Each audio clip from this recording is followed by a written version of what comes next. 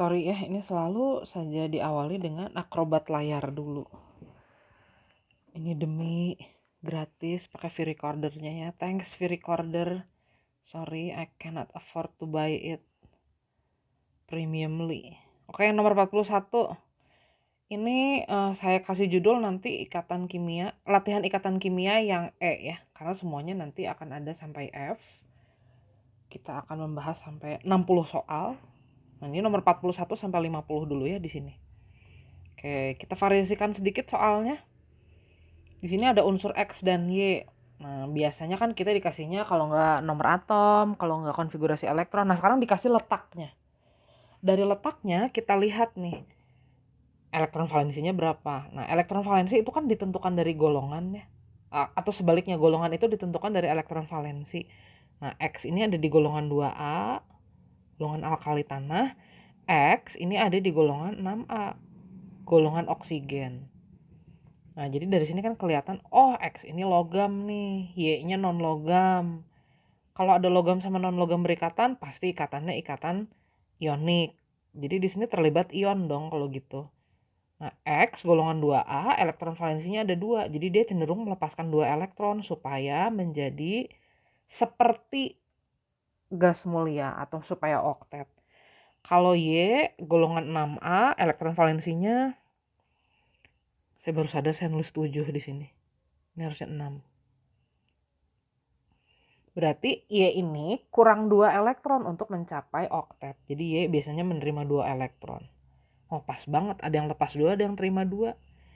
Ya sudah, jadi X dan Y akan saling menyerahkan dan menerima elektron supaya membentuk molekul yang rumus molekulnya X, Y. Nomor 42. Nah, di sini ada struktur. Kalau diperhatikan ada 1 atom pusat A, ada 3 atom terikat, ada 3 atom B di situ. Dan ada 1 pasangan elektron bebas di situ. Jadi tipe geometri molekulnya ini AX3E gitu ya. Bentuk geometrinya adalah piramida trigonal, Nah, kalau dilihat berarti ini A setelah berikatan dengan 3 atom B masih punya 1 PeB. Jadi A berarti jumlah elektronnya 5 dong. Karena A-nya udah mencapai oktet dengan berikatan dengan B gini. Tapi A-nya masih punya 1 PeB. Nah, elektronnya A yang warna merah tuh berarti ada 5. Oh, kalau golongan nitrogen 5 kan elektron valensinya, jadi boleh. Pernyataan yang 1 betul. Terus kalau B ini berarti kan berikatan kovalen tunggal dengan A. Kemudian dia menjadi oktet. Jadi sebenarnya B ini elektronnya jumlahnya ada 7. Karena kurang 1, jadi dipakai bersama dengan 1 elektron dari A. Memakai 1 elektron bersama dengan A. Jadi kalau gitu mungkin nggak B-nya ada di golongan halogen? Boleh. Golongan halogen kan golongan 7A. Nah, kalau bentuk geometri molekulnya, apakah benar tetrahedral? Tidak. Tetrahedral itu harusnya tipe AX4. Ini tipe AX4 yang 1 domain elektronnya diisi PeB. Jadi asalnya gini, tapi ada 1 PeB. Jadi bentuknya trigonal piramida atau piramida alas segitiga. Jadi yang betul nomor 1 dan 2 aja ya. Berikutnya diketahui P ini ada di golongan 6A, elektron valensinya 6. Sedangkan nomor atom Ki adalah 1. Oh, si Ki ini berarti jelmaan hidrogen. Jika keduanya berikatan kimia dan memenuhi kaidah oktet dan duplet, of course dupletnya itu untuk Ki, oktetnya itu untuk P berarti ya. Maka molekul yang terbentuk adalah, kita cek yang pertama, kalau 1 atom P dan 2 atom Ki, gimana ya ikatannya? P-nya golongan 6A. Oh, atau saya gambar dulu aja P. 5 kali ya. Kan ini semua atom pusatnya P. P-nya golongan 6A. Semuanya juga begini kan pasti.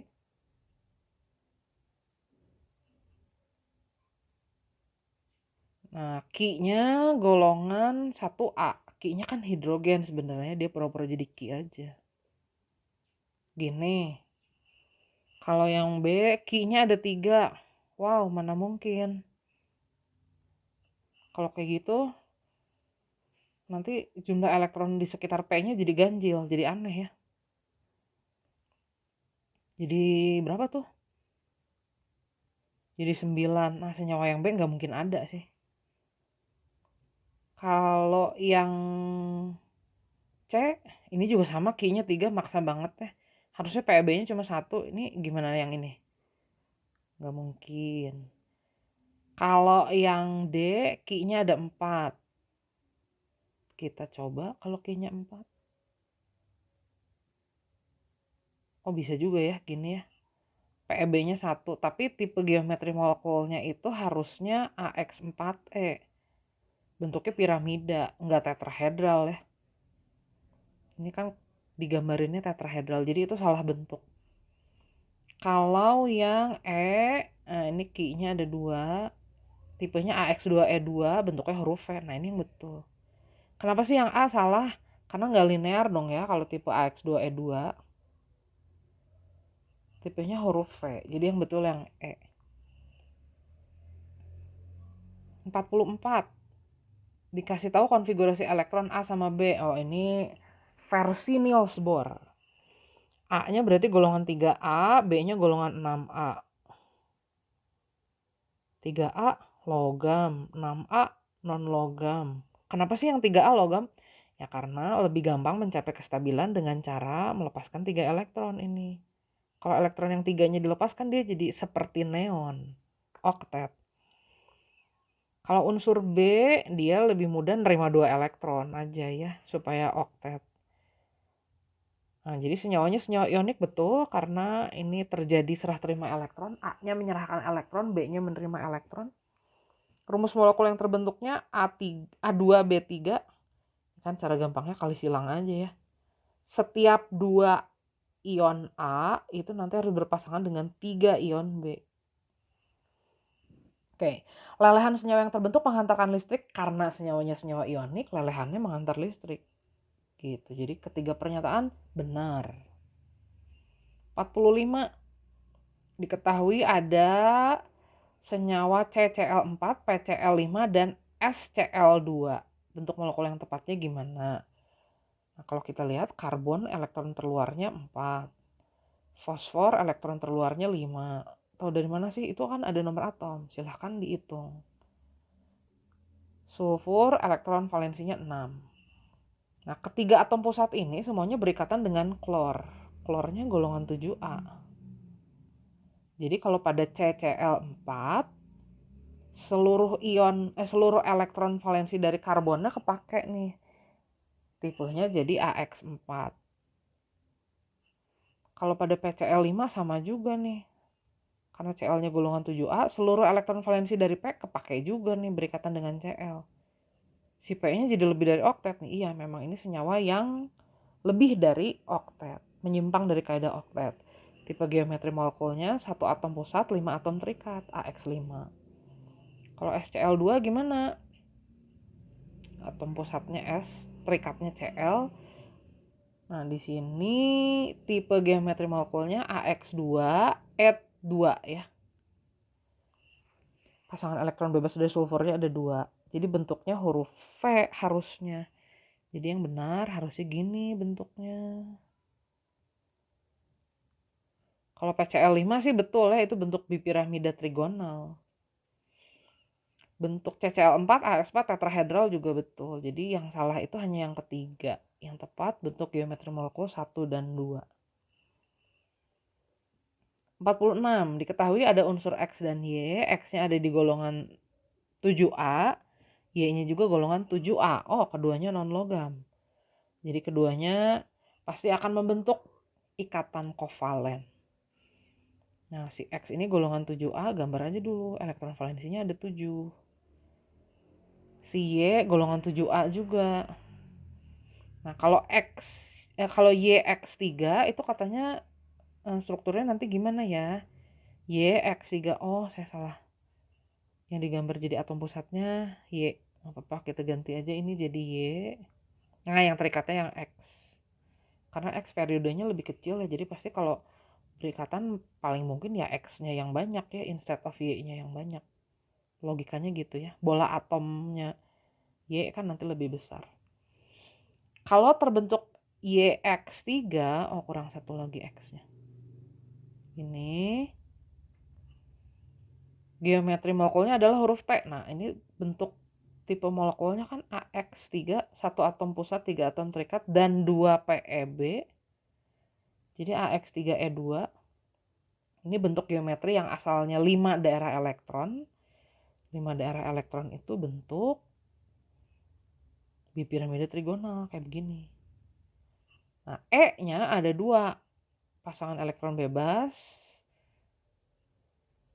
Ada 2. Bentuknya huruf T nih. Betul. Sifatnya polar tentu kalau kita lihat gini. Dipol ke kiri dan ke kanan akan saling menghilangkan, tapi masih ada dipol ke atas. Jadi momen dipolnya atau total dipolnya pasti lebih dari 0. Dan ini menghasilkan molekul yang tidak simetris atau polar sifatnya. Tipe molekulnya adalah, ini kurang 2, say. Jadi nggak mungkin deh. Dah, 1, 2 aja yang benar. 47, atom pusatnya X. X ini membentuk 5 ikatan kovalen dengan A, tapi masih punya 1 PeB. Nah, jadi kalau gitu kelihatan nih, si X ini elektron valensinya ternyata ada 7. Kita pilih aja yang X-nya golongan 7A. Nah, A-nya di sini atom terikatnya A kan. A itu hanya membentuk 1 ikatan kovalen dengan X. Jadi ini kemungkinannya itu antara A-nya itu jumlah elektron valensinya udah 7, jadi emang cuma kurang 1. Jadi A-nya bisa jadi golongan 7A, atau bisa jadi A-nya itu adalah hidrogen, ya enggak?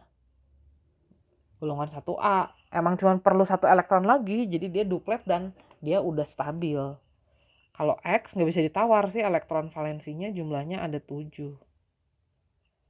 Oke, kita pilih aja yang mana ya yang kebetulan match. Yang E nggak mungkin lah ya, masa A-nya golongan 6A. Golongan 6A kan kurang 2 elektron, jadi nggak mungkin ikatannya cuman ikatan kovalen tunggal dengan X. Ya udah kalau gitu kemungkinannya yang B aja. Jadi sama-sama golongan 7A, X dan A-nya. 48. Kita ditanya tipe hibridisasi dari yang pertama SiH4. Si ini golongan 4A ya. Kita cuma perlu kedudukan elektron valensinya aja. 3s2, 3p2 ya. Ini. Nah, nanti akan membentuk SiH4. Atom terikatnya hidrogen. Hidrogennya cuma punya 1 single elektron. Jadi hidrogennya karena ada 4, Si-nya harus menyediakan 4 single elektron nih. Si baru punya 2 single elektronnya. Nah, jangan khawatir, nanti ini berhibridisasi subkulit 3s dan 3p-nya. 1 elektronnya pindah ke situ. Jadi elektron-elektron dari hidrogen yang 4 buah itu akan masuk ke situ ya. Hidrogennya kan memang ada 4 ya. Jadi tipe hibridisasinya sp3, betul. Kita cek lagi OCl2, atom pusatnya O, nomor atomnya 16. Elektron valensinya ada 6.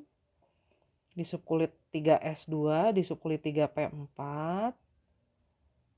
Nah, O ini kalau berikatan dengan 2 buah atom Cl, jadi gimana sih? Cl-nya golongan 7A. Gitu. Jadi kan si O harus dia 2 single elektron untuk dipasangkan dengan single elektron dari klor. Cukup dong di sini. Jadi tipe hibridisasinya sp3. Ini salah Kak, harusnya sp3. Terus Bf3, atom pusatnya B. Boron, boronnya nomor atom 5.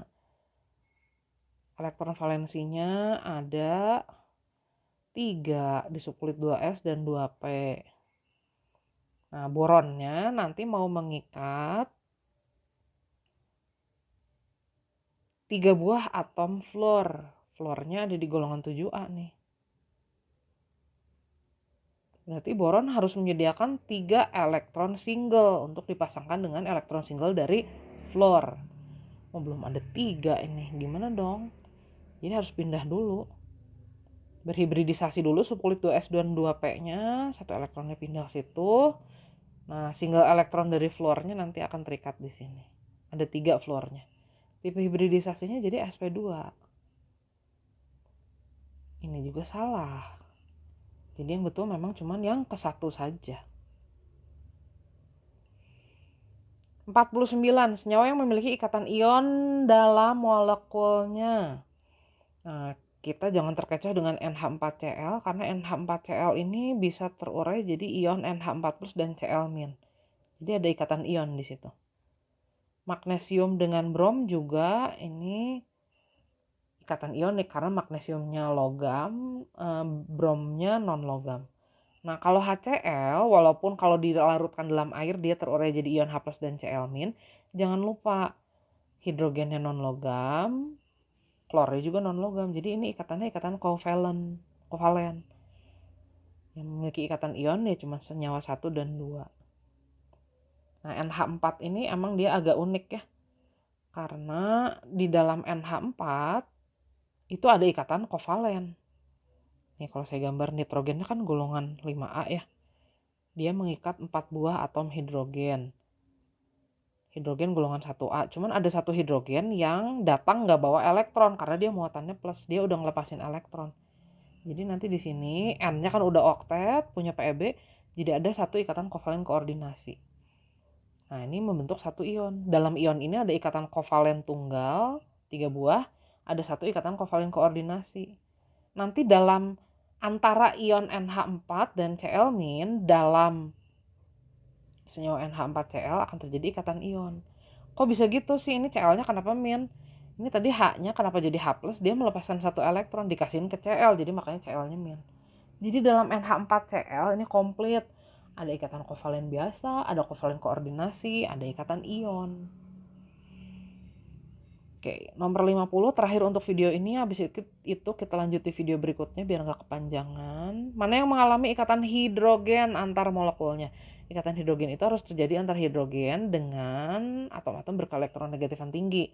Either F, O, atau N. Jadi kalau antar HCl nggak ada ikatan hidrogen. Karena di sini ikatan antar molekulnya paling hidrogen sama Cl. Cl nggak terlalu elektronegatif ternyata dibandingkan FO atau N. Kalau dalam H2O gimana? Bisa kalau dalam H2O. Karena antara O dan H yang lain molekul itu bisa terjadi ikatan hidrogen. Ada H dengan unsur berkeelektronegatifan tinggi di situ berinteraksi. Kalau antara NH3 gimana? Nah, di sini ada nitrogen. Nitrogen juga keelektronegatifannya lumayan tinggi. Ikatan antar molekulnya itu namanya ikatan hidrogen. Gitu ya. Jadi hanya antar nomor 2 dan 3 aja nih. Antar molekulnya terjadi ikatan hidrogen. Cukup dulu sampai sini ya, nanti lanjut lagi yang F.